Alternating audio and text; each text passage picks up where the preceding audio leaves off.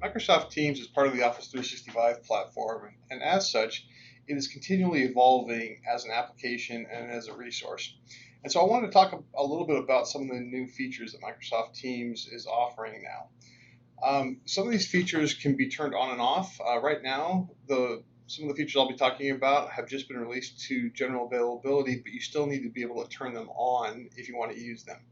So to turn on this new feature, first thing you're going to want to do is go up and click on your avatar profile in the top right hand corner, and you're going to want to go to the settings tab with a little gear icon. And once you're in settings, you're going to want to click the checkbox next to this feature that says turn on new meeting experience. And that's going to make you reboot or restart Microsoft Teams. Not reboot your computer, but restart Microsoft Teams to get this new functionality. Once you've restarted Teams, you can have access to this new meeting experience and some of these new features. Now, some of these features will be available in the current or older version of Teams, but you may want to turn this on because I think they've made some great improvements, and we'll talk about those things.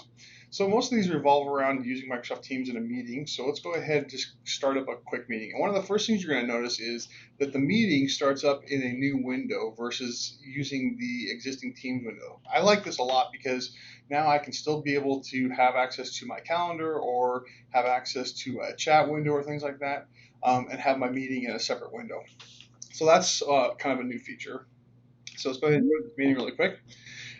One of the features I like about this is in the past, you may have remembered when you wanted to manage things inside a Microsoft Teams meeting, when you're meeting, you had to kind of hover over the main window here where the meeting was occurring, and a little pop-up bar would pop up.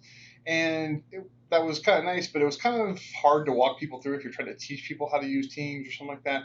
And also sometimes it would cover up content, so it wasn't the best, most ideal way to do that.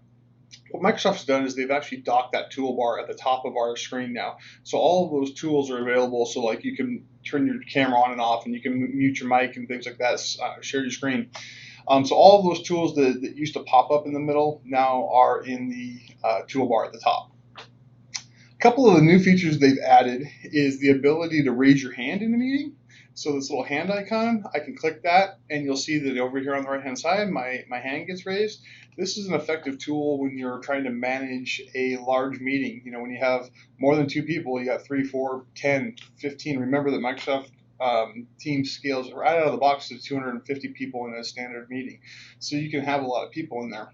But this hand icon then lets the meeting organizers know that you want to talk.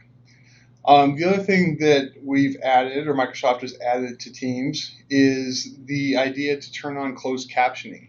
So if I turn on closed captioning, and they call it live captioning, by the way, but if I turn on live captioning, it turns on the feature so that you can see what people are saying.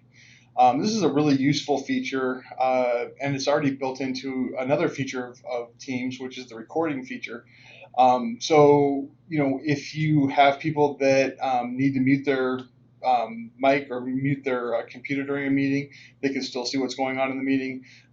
It's also great for people with a hearing disability, being able to participate more fully and easily in a Microsoft meeting.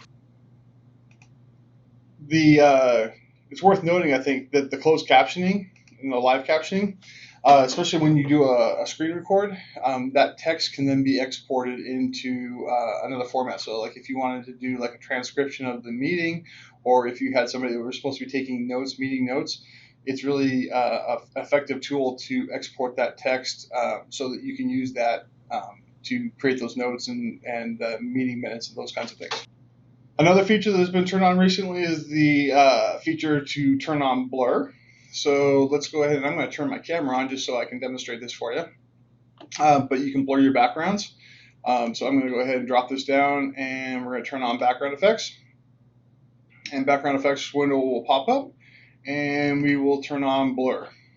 And let's go ahead and apply that. So this is great when you're working in an environment maybe that you want to have some privacy. Let's say you're working at home, and you know maybe in the background you have family photos and things like that, but you don't necessarily want to share those with your meeting participants. This is a great tool for that.